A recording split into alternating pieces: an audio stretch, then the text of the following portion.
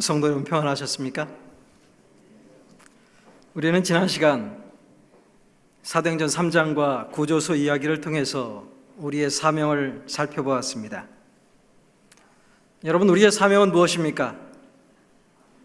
그것은 은과 금을 나누어주는 것이 아닙니다. 우리의 사명은 예수 그리스도를 주는 것입니다. 걷지 못하는 자에게 예수 그리스도의 이름으로 걸으라고 외치는 것입니다. 그렇다면 이 사명을 잘 수행하기 위해서 절대적으로 필요한 일은 무엇일까요? 이것을 잘 설명하는 곳이 있습니다. 바로 스가랴 4장입니다.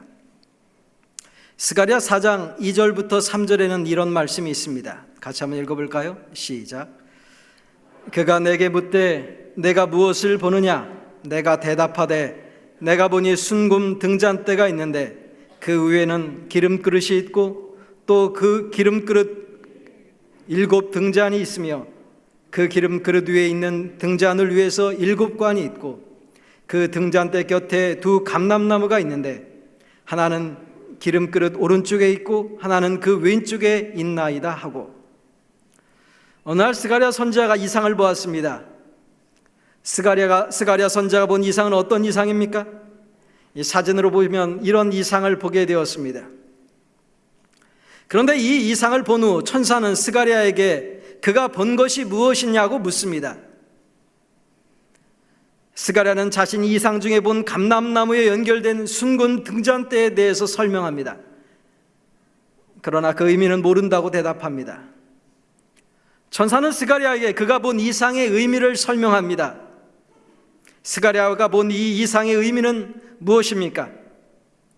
여기 나오는 순금 등잔대는 하나님의 종들, 하나님의 사역자들, 바로 우리들이고 여러분을 의미합니다. 우리가 하는 일은 이 세상에 빛을 비추는 일입니다. 우리가 하는 일은 예수를 전하는 일입니다. 그런데 그 일을 잘 수행하기 위해서 우리에게 필요한 것이 있습니다. 그것은 성령과 연결되어 있어야 합니다.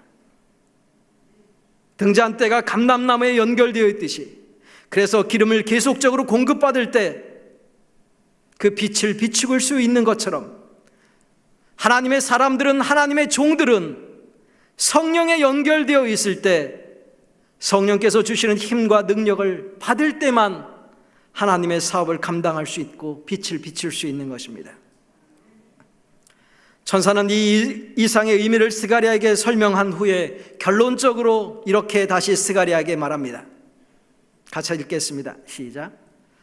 그가 내게 대답하여 이르되 여호와께서 스룹바벨에게 하신 말씀이 이러하니라. 만군의 여호와께서 말씀하시되 이는 힘으로 되지 아니하며 능력으로 되지 아니하고 오직 나의 영으로 되느니라. 그렇습니다, 여러분. 우리는 성령의 사람들이 되어야 합니다. 그래야 우리는 예수를 전할 수 있습니다. 우리는 땅끝까지 예수의 증인이 되길 원합니다. 이 일을 위해서 우리 안에 성령의 역사가 필요합니다. 별내교회 교우님들이시여, 이 이상을 마음에 담아두게 되기를 진심으로 바랍니다. 그리고 오늘 이 시간 돌아가서 다시 한번 성령을 구하게 되기를 진심으로 바랍니다. 오늘 우리가 살펴볼 말씀은 사도행전 13장입니다. 먼저 1절부터 3절에 있는 말씀을 제가 읽겠습니다. 안디옥 교회에 선지자들과 교사들이 있으니 곧 바나바와 니게르라 하는 시므온과 구레네 사람 루기오와 분봉왕 헤롯의 젖동생 마나엔과 및 사울이라. 주를 섬겨 금식할 때 성령이 이르시되 내가 불러 시키는 일을 위하여 바나바와 사울을 따로 세우라 하시니 이에 금식하며 기도하고 2 사람에게 안수하여 보내니라. 안디옥 교회에서 바울과 바나바 2 사람을 세워 안수식을 행했습니다. 여러분, 안디옥 교회는 어떤 교회입니까? 사도행전 11장 26절에 보면 안디옥 교회는 그리스도인이라 일컬음을 받은 교회입니다. 안디옥 교회는 칭찬받는 교회입니다. 한마디로 말하면 안디옥 교회 교인들은 언제나 예수님에 대해서 이야기하고 다녔던 교인들입니다. 그들은 성령 충만해서 예수님이야말로 그리스도라는 사실을 열심히 사람들에게 전했던 사람들이 안디옥 교인들입니다. 그런데 어느 날 안디옥 교회 지도자들이 함께 모여 금식하고 기도합니다. 여러분, 왜 안디옥 교회 지도자들은 모여서 금식하고 기도했을까요? 여기에는 두 가지 이유가 있습니다. 첫 번째 이유는 어떻게 하면 주님을 더 잘 섬길 수 있을지 알기 위해 그들은 금식하며 기도했습니다. 두 번째는 교회가 앞으로 나갈 길과 방향이 무엇인지 성령께 묻기 위하여 금식하며 기도했습니다. 사실 저는 이 부분을 읽을 때마다 감동을 받습니다. 분명 안디옥 교회는 이미 교회로서의 충분한 임무를 수행하고 있었습니다. 그 교회는 좋은 평판을 유지하고 있었습니다. 그런데 그것으로 만족하지 않았습니다. 그들은 더 열심히 주님을 섬기기 원했습니다. 앞으로 5년, 10년 후에 교회의 모습을 생각하고 교회에 나갈 길과 방향을 알기 위하여 그들은 함께 모여 금식하며 성령께 기도했습니다. 별내교회는 어떤 교회입니까? 안디옥 교회가처럼 좋은 교회입니까? 안디옥 교회 같은 교회가 되기 위해서 무엇이 필요할까요? 이 교회 지도자들에게 필요한 일이 있습니다. 그것은 주님을 더 잘 섬기기 위해서 함께 모여야 합니다. 교회에 나갈 길과 방향을 알기 위해서 금식하며 기도하는 일이 필요합니다. 이 교회는 하나님께서 당신의 피로 사신 교회입니다. 이 교회는 성령께서 통치하시는 교회입니다. 만약 우리가 성령의 능력을 구하기만 한다면 하나님께서 안디옥 교회에게 지혜를 주시고 안디옥 교회의 비전을 보여주셨던 것처럼 별내교회도 비전을 보여주실 것이라고 믿습니다. 그렇다면 왜 성령께서는 바나바와 사울을 따로 세워 안수하고 파송을 하고 하셨을까? 먼저 우리는 배경을 이해할 필요가 있습니다. 기독교 사역에 있어서 이 시기는 매우 중요한 시기였습니다. 이미 복음을 믿는 사람들이 많든지 적든지 간에 예루살렘과 유대와 사마리아에 퍼져갔습니다. 여러분, 예루살렘과 유대와 사마리아 그 다음은 어디일까요? 땅끝입니다. 이제 이방인들 가운데 복음 기별을 선포할 때가 무르익었습니다. 이 일이 힘차게 수행된다면 사명은 완수되는 것입니다. 그런데 만약 땅끝 전도가 이루어지지 않는다면, 이방인에게 복음 전파가 확장되지 않는다면 성장하던 안디옥 교회는 곧 힘을 잃어버릴 것입니다. 단적으로 말하면 안디옥 교회는 예루살렘 교회의 전철을 밟게 될 것입니다. 여러분, 예루살렘 교회를 기억하십니까? 하루에 3,000명씩 침례를 받았습니다. 수많은 제사장들이 교회로 유입됐습니다. 허다한 사람들이 믿고 예루살렘 교회에 참석했습니다. 그런데 하나님께서는 예루살렘 교회의 핍박을 허락하셨습니다. 어느 날 예루살렘 교회는 풍지박살났고 신자들은 흩어지고 떠났습니다. 왜 하나님께서는 예루살렘 교회를 흩으셨을까요? 예루살렘 교회에 안디옥 교회의 경험이 없었기 때문입니다. 예루살렘 교회는 분명 성령의 역사를 경험한 교회입니다. 그것은 예수님의 제자들이 사역했던 교회입니다. 그러나 거기서 멈추었습니다. 성령 충만한 지 불과 3년 반 만에 예루살렘 교회는 그 사명을 잃어버렸습니다. 그래서 하나님께서 예루살렘 교회에 핍박을 허락하셨습니다. 결국 핍박으로 흩어진 신자들은 자신들의 사명을 깨닫게 되었고 구브로와 안디옥에 복음을 전했습니다. 그래서 세워진 교회가 안디옥 교회입니다. 새롭게 세워진 안디옥 교회는 선교의 주도권을 예루살렘 교회에서 이제 안디옥 교회로 가져왔습니다. 그런데 불과 몇 년 만에 안디옥 교회도 예루살렘 교회의 전철을 밟고 있었습니다. 조금 전에 이야기했던 것처럼 안디옥 교회가 시작된 것은 예루살렘 교회가 흩어지고 난 후입니다. 그리고 지금 다시 선교사를 파송하려고 하는 것은 AD 45년입니다. 불과 몇 년이 되지 않았어요. 벌써 안디옥 교회는 나태남과 편안함의 그런 위기를 경험하고 있었습니다. 종종 성장하던 교회들이 멈추고 쇠퇴하는 경우가 있습니다. 어느 정점에 도달했을 때 한 단계 더 앞으로 나가는 대신 그곳에 머무르고 자족하면 교회는 급속하게 쇠퇴합니다. 한국 교회사를 보면 1990년대 이후 한국의 기독교는 쇠퇴하기 시작합니다. 그런데 그때 성장했던 교회들이 있습니다. 어떤 교회들이었을까요? 안디옥 교회와 같은 교회들입니다. 여러분, 우리는 큰 교회를 세우는 것이 목적이 아닙니다. 물론 큰 교회를 부정하지도 않습니다. 별내교회가 예루살렘 교회나 안디옥 교회가 되려면 아직도 한참 멀었습니다. 그런데 중요한 것은 무엇인가? 우리는 사명의 백성입니다. 우리가 하는 일은 땅끝까지 복음을 전하는 일입니다. 이 일을 위해서 신자들을 파송하고 선교사들을 파송하는 것이 교회가 해야 될 사명입니다. 별내교회의 내일은 무엇입니까? 별내교회는 예루살렘 교회가 되려고 합니까? 아니면 안디옥 교회가 되려고 합니까? 예루살렘 교회가 되는 일에는 오랜 시간이 필요하지 않습니다. 노력도 필요 없습니다. 그러나 안디옥 교회가 되기 위해서는 먼저 이 교회의 지도자들이 무릎 꿇고 금식하고 기도하는 일이 필요합니다. 다시 13장 4절 5절입니다. 두 사람이 성령의 보내심을 받아 실루기아에 내려가 거기서 배 타고 구브로에 가서 살람에 이르러 하나님의 말씀을 유대인의 여러 회당에서 전할세 요한을 수행원으로 두었더라. 바나바와 사울은 안디옥 교회의 선지자들과 교사들에게 안수를 받고 드디어 선교 여행을 출발합니다. 그들은 먼저 안디옥에서 어디로 내려갔어요? 실루기아로 내려갔습니다. 여기 지도를 보시면 안디옥 밑에 실루기아라고 하는 항구가 있습니다. 이 안디옥으로부터 한 24km 정도 떨어진 항구입니다. 안디옥을 위한 항구입니다. 바나바와 바울은 배를 타고 이곳에서 구브로를 향해 떠나갑니다. 여러분, 왜 바나바와 바울은, 사울은 그들의 첫 번째 선교지로 구브로를 선택했을까요? 우리가 이 지도를 자세히 살펴보면 우리는 그 대답을 발견하게 됩니다. 구브로라는 섬은 어디에 있습니까? 지중해의 한 가운데 위치해 있습니다. 역사의 자료에 의하면 구브로에는 다른 곳에 없는 특별한 것들이 있었습니다. 구브로에는 많은 구리 광산들이 있었습니다. 그 당시 구리는 모든 사람들이 탐내던 금속이었습니다. 구리를 헬라어로 쿠프롬이라고 합니다. 영어로는 카퍼라고 합니다. 그런데 이 카퍼라는 단어가 바로 구브로라는 단어에서 왔습니다.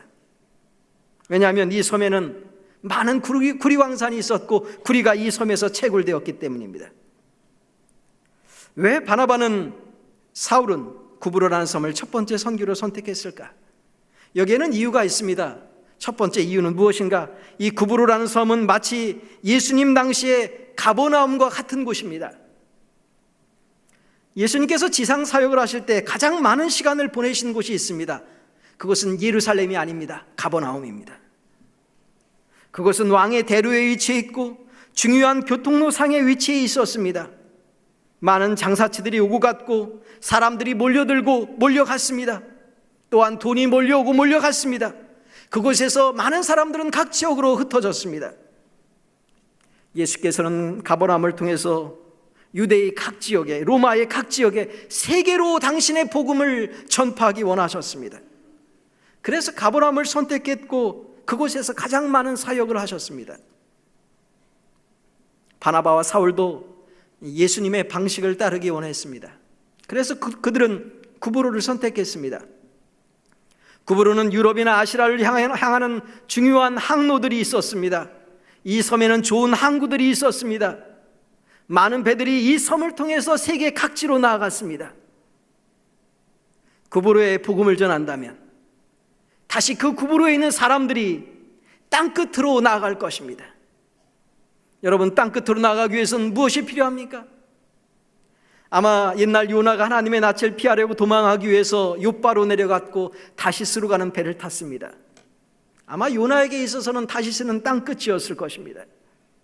그런데 바나바와 사울은 그 땅끝을 바라보면서 해상 교통로가 가장 잘 발달된 구브로야말로 선교적 요충지라고 생각했습니다. 그런데 이것 말고 구브로를 선택한 또 다른 이유도 있습니다. 여기 사도행전 11장 19절에 보면 이렇게 말합니다. 같이 한번 읽어볼까요? 시작. 그 중에 구브로와 구레네 몇 사람이 안디옥에 이르러 헬라인에게도 말하여 주 예수를 전파하니. 바울과 사나바가 구브로에 복음을 전한 것은 구브로가 먼저 안디옥에 복음을 전했기 때문입니다. 예루살렘에서 흩어진 사람들은 구브로에 복음을 전하고 다시 안디옥에 복음을 전했습니다. 구브로는 이미 복음의 씨가 한번 뿌려졌습니다. 이제 무엇이 필요할까요? 바나바와 사울은 복음의 씨가 이제 그곳에서 열매 맺기를 원했습니다. 여기 성경 말씀 다시 한번 보겠습니다. 우리 사도행전 11장 20절 제가 읽겠습니다. 그 중에 구브로와 구레네 몇 사람이 안디옥에 이르러 헬라인에게도 말하여 주 예수를 전파하리니라. 맞습니다. 이 복음의 열매를 수확할 시기가 이제 되었던 것입니다. 그래서 구브로를 선택했습니다. 또한 구브로라는 섬은 어떤 섬인가? 여기 사도행전 4장 36절을 보면 바로 바나바의 고향이 어디인가? 구브로라고 적고 있어요. 바나바는 자신이 선교 여행을 떠나면서 자신의 고향에 복음을 전하기 원했습니다. 고향에 있는 사람들이 복음으로 인하여 복을 받기 원했습니다. 그곳에는 옛날에 친구도 가까운 친척도 있었습니다. 그들에게 예수를 나눠주기 원했습니다. 이 고향에 복음을 전하는 것은 아마 모든 복음 전도자들의 꿈일 거라고 생각합니다. 그들이 복음을 받아들일 수만 있다면 얼마나 기쁜 일이 계속될까요? 드디어 바나바와 바울은 이제 구브로 섬으로 들어가게 됩니다. 다시 여기 사도행전 13장 5절 6절은 이렇게 기록하고 있습니다. 살라미에 이르러 하나님의 말씀을 유대인의 여러 회당에서 전할세 요한을 수행원으로 두었더라. 온 섬 가운데로 지나서 바보에 이르러 바 예수라 하는 유대인 거짓 선지자인 마술사를 만나니. 여기 지도를 보시면 바나바와 바울은 먼저 구브로의 살라미에 도착해서 그곳에서 복음을 전하기 시작합니다. 그들은 살라미에 있는 유대인 회당을 찾아가서 하나님의 말씀을 전했습니다. 이 바나바와 바울이 회당에서 복음을 전한 것은 유대인들이야말로 복음을 받아들이기에 가장 좋은 사람이라고 생각했기 때문입니다. 그리고 그들이 복음을 받아들이면 그들을 통해서 세계 각지로 땅끝까지 나가서 복음을 전하려고 그들은 계획했습니다. 다시 살라미에서 시작해서 구브로를 관통하여 그들은 바보에 이르기까지 계속해서 복음을 전했습니다. 그런데 이 선교 여행에는 또 한 사람의 함께 참여했던 수행자, 동역자가 있었습니다. 여러분 누구입니까? 바로 요한이라는 사람입니다. 여러분 요한은 누구일까요? 사도행전 15장 37절에는 요한에 대해서 이렇게 말합니다. 바나바는 마가라 하는 요한도 데리고 가고자 하나. 요한의 이름이 무엇입니까? 요한에게 또 다른 이름이 있는데 그것은 마가라는 이름입니다. 마가는 곧 마가복음을 기록한 사람입니다. 그는 당시 수줍음과 조심성을 가지고 있었던 청년이었습니다. 왜 바울과 바나바는 마가 요한을 선교여행에 동참시켰을까? 이 골로새서 4장 10절을 보면 이렇게 기록하고 있습니다. 바나바의 생질 마가와, 마가가 누구였어요? 바나바의 생질이었습니다. 마가의 어머니와 바나바는 평소에 수줍고 조심성이 많은 마가가 하나님의 은총을 경험하기 원했습니다. 복음 사업에 자신을 바치기를 원했습니다. 그래서 그들의 요청으로 인해서 마가는 선교 사업에 동참하게 되었습니다. 아마 모든 부모님들은 이런 생각을 가지고 있을 것입니다. 교회의 미래는 2세대에 의해서 결정됩니다. 그들에게 신앙교육이 절실합니다. 그들을 회심케 하고 하나님의 사업을 위해서 그들의 평생을 드리게 할 가장 좋은 방법은 무엇인가? 그들을 선교 사역에 동참시키는 것입니다. 선교 사역지에서 젊은이들은 편안함이 아닌 어려움을 경험합니다. 그들은 영적 시름을 경험합니다. 살아계신 하나님을 그곳에서 체험합니다. 이 일을 가장 잘하는 교단이 어떤 교단인지 여러분 알고 계시죠?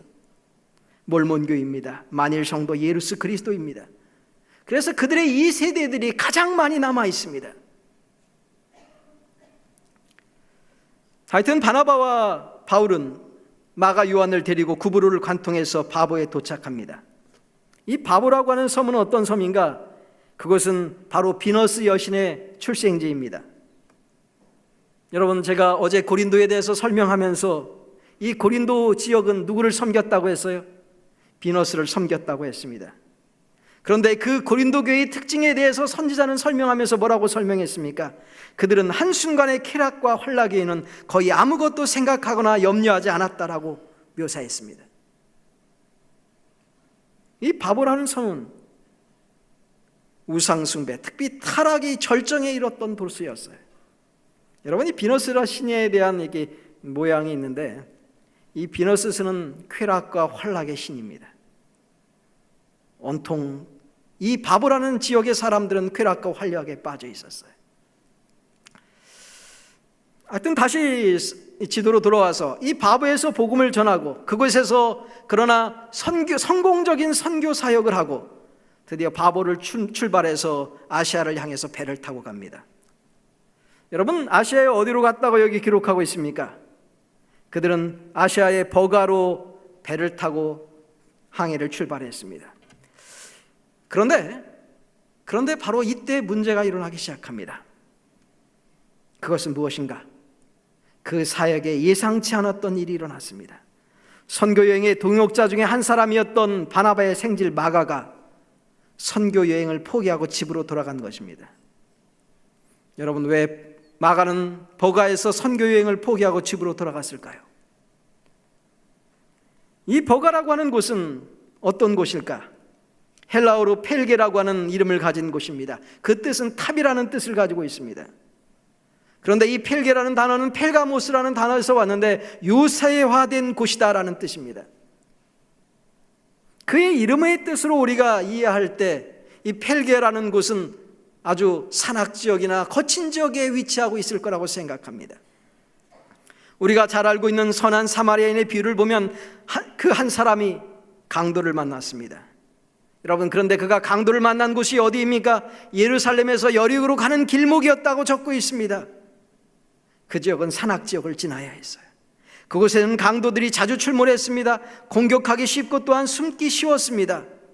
그곳을 지나다 강도를 만났어요. 그런데 여러분, 버가라는 지역은 어떤 곳일까요?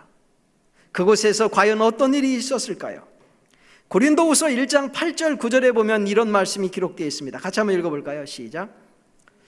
형제들아, 우리가 아시아에서 당한 환난을 너희가 모르기를 원치 아니하노니 힘에 겹도록 심한 고난을 당하여 살 소망까지 끊어지고 우리는 우리 자신이 사형 선고를 받은 줄 알았으니 이는 바보를 출발해서 버가로 향하는 길은 매우 고생스러운 길이었습니다. 그들은 버가로 향해 갈 때 고난과 궁핍을 당했습니다. 곳곳에 여러 위험이 있었습니다. 그들은 낯선 길을 여행했고 낯선 사람을 만나야 했으며 양식이 부족했습니다. 그들은 외로움을 경험했습니다. 그 길에는 그 흔한 회당도 없었습니다. 계속해서 그들은 풍습과 문화가 다른 이방인들을 만나야 했고 이방인들은 선교팀을 환영하지 않았습니다.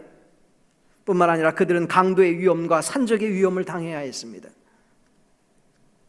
바로 이 버가로 가는 길은 힘에 겹도록 심한 고난을 당하는 일이었고 살 소망까지 끊어지고 사형 선고를 받은 줄 알았다고 묘사할 정도의 어려운 길이었어요. 그런데 이런 상황이 계속되자 마가는 어떻게 했을까요? 공포와 낙담에 억눌려 버렸습니다. 마가는 고난에 익숙하지 않은 젊은이였습니다. 그는 넉넉한 가정에서 어려움을 모르고 성장했습니다. 자신의 삶을 위한 특별한 노력이나 고생을 해본 적이 없었습니다. 그의 결정적인 문제는 위험한 박해와 반대를 용감한 마음으로 맞서야 할 그 용기를 배우지 못한 것입니다. 마가는 앞으로 당할지 모르는 큰 어려움을 미리 예상하고 겁에 질렸습니다. 그는 용기를 완전히 잃었습니다. 그는 도망치듯이 예루살렘으로 돌아갔습니다. 여러분, 사도행적을 보면 이 마가는 구브로에서는 성공적인 일을 했습니다. 그는 좋은 환경 가운데서는 성공적으로 일하는 사람이었습니다. 그러나 흔히 개척자들이 당하는 반대와 위험 가운데서 그는 십자가의 군병이 되는 일에는 실패했습니다. 마가가 중도에 그 선교 사역을 포기하고 예루살렘으로 돌아갔을 때 어떤 일이 있었을까? 이 마가의 이탈은 바울과 바나바에게 큰 낙담을 가져다 주었어요. 여러분, 세 사람이 무거운 짐을 들고 있는데 한 사람이 너무 무겁다고 손을 놓아버리면 나머지 두 사람은 어떻게 해야 될까요? 들고 있을 수도 없고 그렇다고 놓아버릴 수도 없고, 바나바와 바울은 그런 상황을 경험하게 되었어요. 사실 이 버가와 이 바보에서 버가 사이에 일어났던 일들을 자세히 살피면 우리는 많은 교훈들을 발견할 수 있습니다. 복음 전파는 결코 쉬운 일이 아닙니다.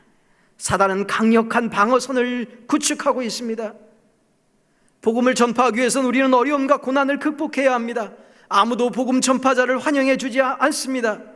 양식이 풍족하지도 않습니다. 복음 전파자들은 절대적으로 성령의 능력과 연결될 때만 그들은 그 일을 감당할 수 있는 것입니다. 다시 성경으로 돌아가서 마가 요한이 떠나고 바울과 바나바는 어땠을까? 여기 13절에 보면 바울과 및 동행하는 사람들이 바보에서 배 타고 밤빌리아에 있는 버가에 이르니 요한은 그들에게서 떠나 예루살렘으로 돌아가고. 여러분, 우리가 그냥 이 말씀을 읽으면 이 말씀 가운데서 우리는 어떤 특이한 점을 발견하지 못합니다. 그런데 이 말씀을 자세히 보면 이 말씀으로부터 한 가지 변화가 일어나는 것을 보게 됩니다. 여러분, 어떤 변화가 일어날까요? 이 사도행전을 읽어보면 바나바와 사울 또는 바나바와 바울의 이름을 묘사할 때 언제나 누구의 이름이 먼저 기록되어 있는가? 누구의 이름이 먼저 기록되어 있습니까? 바나바의 이름이 먼저 기록되어 있어요. 그런데 이 사도행전 13장 13절을 기점으로 해서 드디어 바나바와 바울, 바나바와 사울이 아니라 어떻게 바뀌어져요? 바울과 바나바로 바뀌어집니다. 여기 사도행전 15장을 보면 바울과 바나바입니다. 바울이 바나바더로입니다. 사실 교회에 입문한 것은 누구 때문이었는가? 이 바울이 교회에 입문한 것은 바나바 때문이었습니다. 바나바는 믿음의 선배였고 바울을 이끄는 리더였습니다. 그런데 이 13장 13절을 기점으로 인해서 어떤 일이 일어나는가? 이제 바울의 이름이 바나바의 앞에 기록됩니다.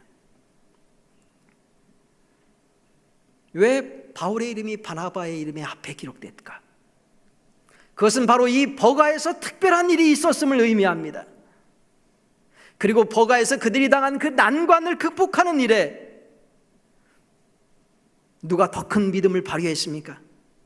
바로 바울이 더 큰 이름을 발휘했어요. 믿음을. 그래서 바울과 바나바의 순서가 바뀌게 된 거예요. 여러분, 위기는 기회입니다. 위기는 영웅을 필요로 합니다. 재림교회는 위기입니다. 그렇다면 우리의 믿음이 드러나고 활용될 기회가 있다면 언제일까요? 바로 지금입니다. 그런데 요즘에 위기를 피하는 신자들이 너무나 많습니다. 위기를 피해 숨습니다. 의무를 감당하려 않습니다. 신앙을 타협합니다. 어떻게 될까요? 먼저 된 자가 나중되고 나중된 자가 먼저 되어버립니다. 그러면 도대체 바울은 이 위기 상황을 어떻게 극복했을까? 살 소망까지 끊어진 이 위기를 어떻게 극복했을까? 고린도후서 1장 8절부터 10절에는 이런 말이 기록되어 있습니다. 같이 한번 다시 읽어볼까요? 시작. 형제들아, 우리가 아시아에서 당한 환난을 너희가 모르기를 원하지 아니하노니 힘에 겹도록 심한 고난을 당하여 살 소망까지 끊어지고 우리는 우리 자신이 사형 선고를 받은 줄 알았으니 이는 우리로 자기를 의지하지 말고 오직 죽은 자를 다시 살리시는 하나님만 의지하게 하심이라.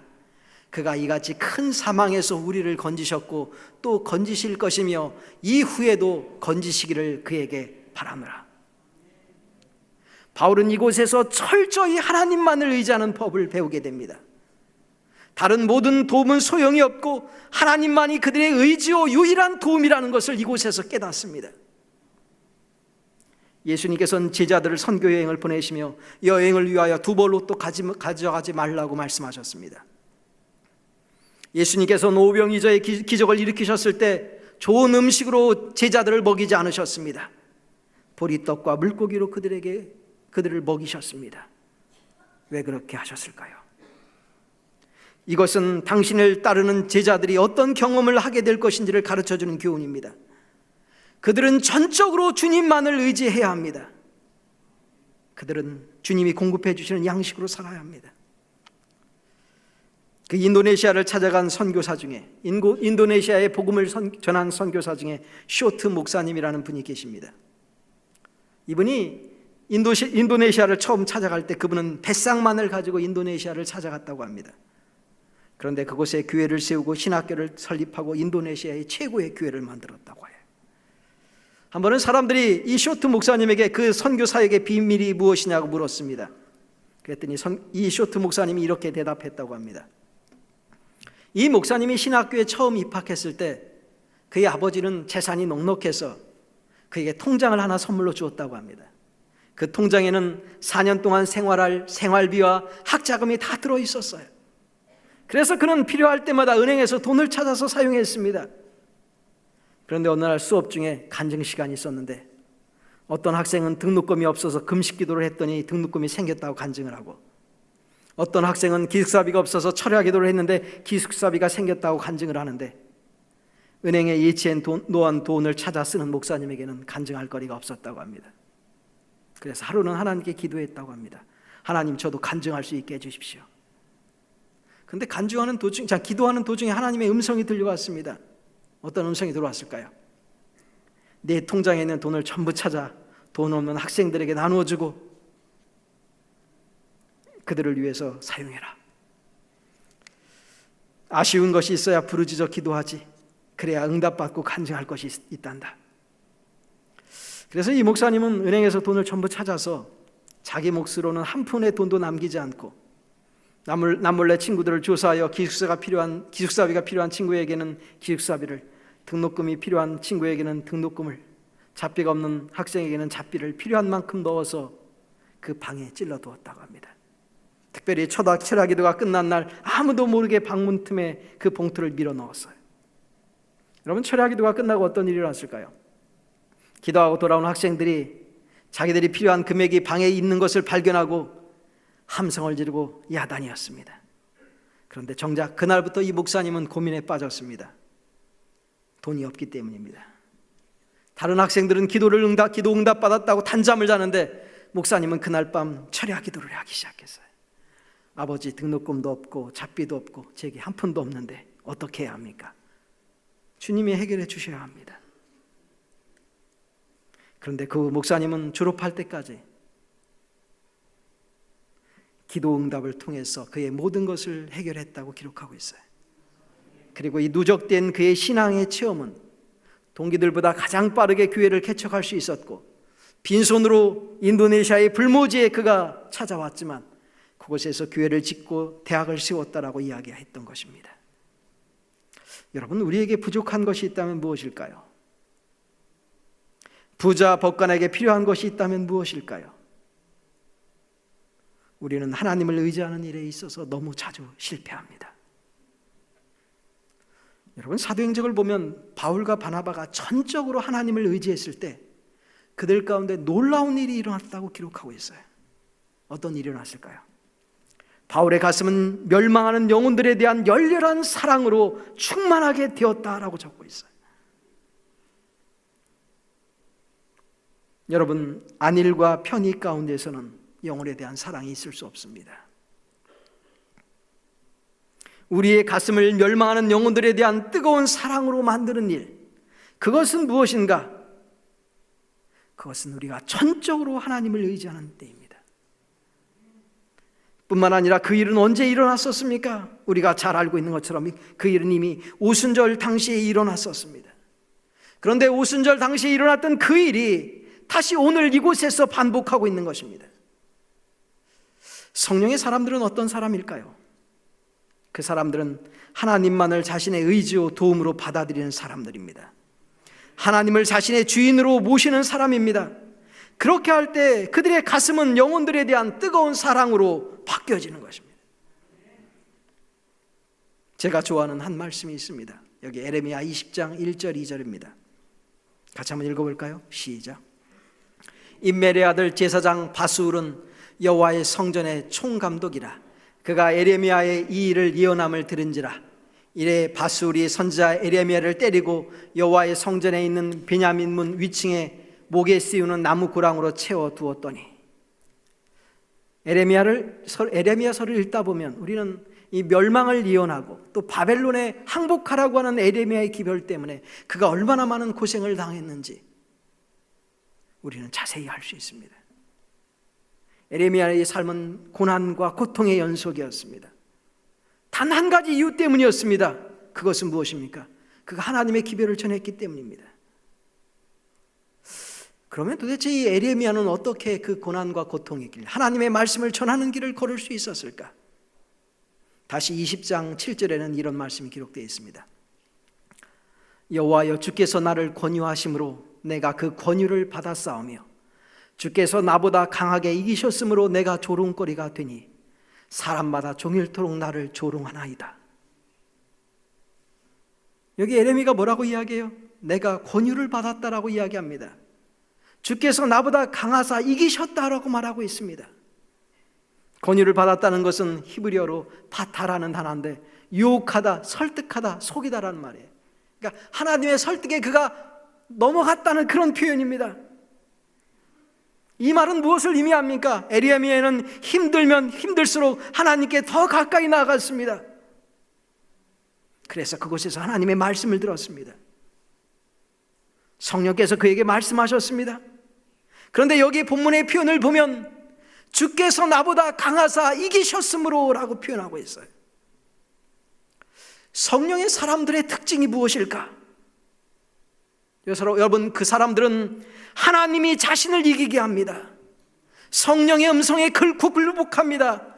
하나님을 전적으로 의지합니다. 여러분, 우리가 하나님을 이기면 안 됩니다. 그런데 오늘날 이런 신자들이 너무나 많습니다. 많은 믿음의 장부들이, 많은 하늘의 별들이 떨어지는 이유가 무엇일까요? 하나님을 이기려고 합니다. 어려울수록 하나님께 더 가까이 나가는 대신 편함과 안일함을 선택합니다. 인간의 지혜를 의지하고 인간의 방법을 사용합니다. 그러나 에레미야는 하나님의 설득을 받아들였어요. 에레미야는 하나님께서 자기를 이기시게 했습니다. 그런데 여러분, 하나님께서 에레미야를 이기시자 어떤 일이 일어났을까요? 다시 에레미야 20장 9절은 이렇게 말합니다. 같이 읽겠습니다. 시작. 내가 다시는 여호와를 선포하지 아니하며 그의 이름으로 말하지 아니하리라 하면 나의 마음이 불붙는 것 같아서 골수에 사무치니 답답하여 견딜 수 없나이다. 하나님이 나를 이기게 하시면 우리 마음이 불붙게 되어 있어요. 그런데 내가 하나님을 이기면 우리의 마음은 점점 식어가고 뜨뜻미지근해지고 그것도 지나치면 냉랭해지는 것입니다.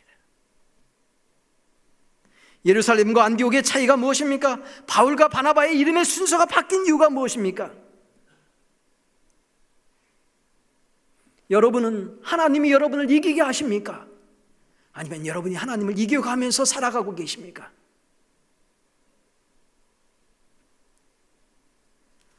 우리가 믿는 하나님은 어떤 분입니까? 다시 여기 에레미야 20장 12절에 에레미야는 우리가 믿는 하나님에 대해서 이렇게 표현하고 있어요. 같이 읽어볼까요? 시작. 의인을 시험하사 그 폐부와 심장을 보시는 만군의 여호와여, 나의 사정을 주께 아뢰어 싸운즉 주께서 그들에게 보복하심을 나에게 보게 하옵소서. 여기 에레미야는 하나님을 어떤 분이라고 묘사하고 있는가? 그분은 폐부와 심장을 보시는 분이다 라고 이야기하고 있어요. 여러분, 폐부와 심장을 본다는 것이 어떤 의미입니까? 제사장들이 제사를 드립니다. 그들은 1년 된 어린 양을 받아서 그 양을 죽이고 그 양을 제물로 드립니다. 가장 좋은 짐승을 하나님께 드리도록 명령되어졌지만 우리가 예루살렘 성전의 이야기에서처럼 많은 사람들은 최고의 짐승이 아닌 차선의 짐승을 또는 연약한 짐승을 하나님 앞에 드립니다. 여러분, 연약하고 병든 짐승이 드려질 때 하나님께서 그것을 알고 계실까요? 하나님은 알고 계십니다. 그런데 여러분, 하나님만 알고 계신 것이 아닙니다. 누구도 그것을 알까요? 제사장들도 그 사실을 알고 있어요. 제사장들은 피를 뽑고 각을 뜨기 위해서 짐승을 죽인 후 그 짐승의 심장과 폐부를 꺼냅니다. 그래서 그 심장과 폐부를 보면 이 양이 건강한 양인지 연약한 양인지, 제사를 드린 사람이 어떠한 마음으로 하나님께 예물을 드렸는지를 그곳에서 발견하게 됩니다. 에레미야는 지금 그 이야기를 하고 있어요. 여러분, 성령의 사람들이 되길 원하십니까? 하나님이 우리를 이기시게 하십시오. 하나님이 말씀하실 때 하나님의 권유를 받아들이십시오. 하나님의 음성에 순종하고 복종하십시오. 그래야 우리는 이 싸움에서 승리할 수 있습니다. 그래야 우리는 땅끝까지 복음을 전할 수 있습니다. 그래야 우리는 도망자 마가가 아니라 바울이 될 수 있습니다. 저는 이 교회가 예루살렘 교회가 아닌 안디옥 교회가 되길 원합니다. 이 교회의 사역이 1차로 끝나는 것이 아니라 2차, 3차 사역으로 계속해서 이루어지게 되길 원합니다. 그래서 결국 바울이 소망하는가, 노마에까지 복음을 전하는 하나님의 역사가 이곳에 있기를 원합니다. 마지막으로 한 이야기를 하고 줄이겠습니다. 옛날 로마의 도미티안 황제 때 참으로 많은 사람들이 핍박으로 인하여 순교를 당했습니다. 주로 화형에 처해졌습니다. 그런데 한 번은 화형을 집행하기 전에 십자가에 달려있는 사람에게 당신이 소원이 있냐고 묻게 되었습니다. 그런데 이제 십자가에 달려서 화형을 기다리고 있는 그 그리스도인이 이렇게 대답했습니다. 내가 이렇게 죽는 것을 제외하고는 여러분도 다 나와 같이 되기를 바랍니다.